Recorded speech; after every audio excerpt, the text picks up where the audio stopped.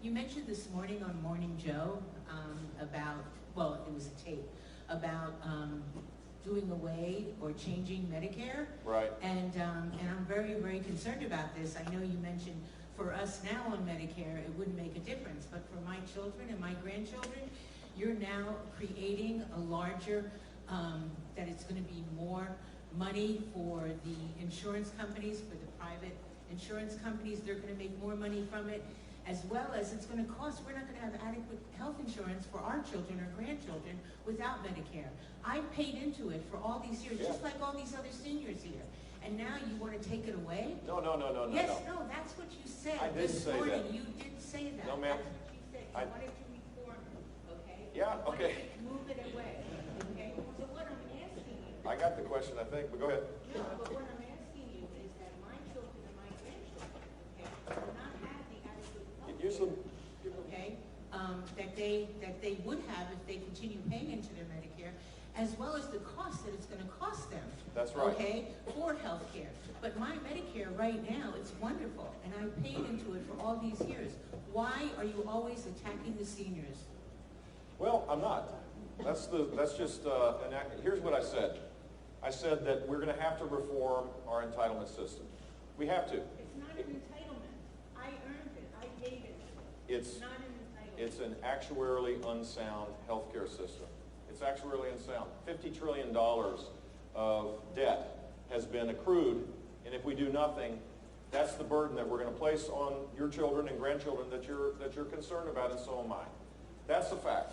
Social Security is an underfunded retirement system. People have put money into it for sure, and the people that are receiving these benefits, I don't think that we should touch that.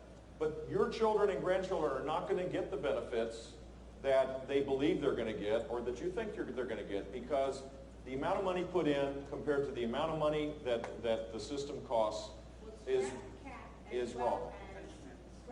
So to my point last night, here's what I said.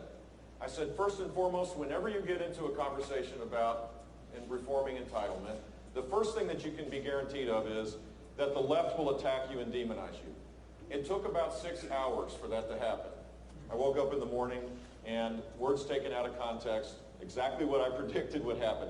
I told the story of Paul Ryan, who had a plan to deal with this over the long haul. The first thing I saw that happened to him was a guy looking like Paul Ryan was in a TV ad attacking him, wearing a red tie and a suit, throwing Granny off the cliff. We got to get beyond this, because this is not a sustainable system. We need to protect it for people that have it, and we need to make sure that we reform it for people that are expecting it. As a great country, we need to make sure that there's adequate access to health care. So there are solutions to this. There are solutions. And one of the solutions I think you probably supported, which is to look at lifting the cap.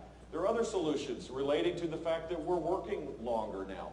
Maybe we do something as it relates to the retirement age, just as being done in Social Security. So there are solutions.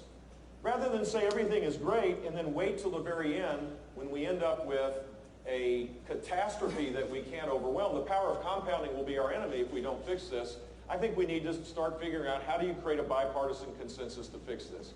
Final thing I say is, this morning you saw Morning Joe. I'm not sure how they took what I said out of context.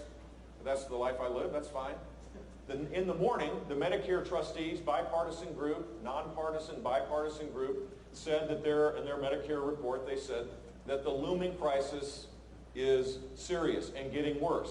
This is from a group that isn't political. Read the report. Read this. Don't read the whole report unless you're like, crazy. It's 150 pages, but the report, the summary report, points out that we have this actuarial deficit as far as the eye can see. And anybody under the age of 40 right now ought to be really concerned about that. I appreciate you asking the question.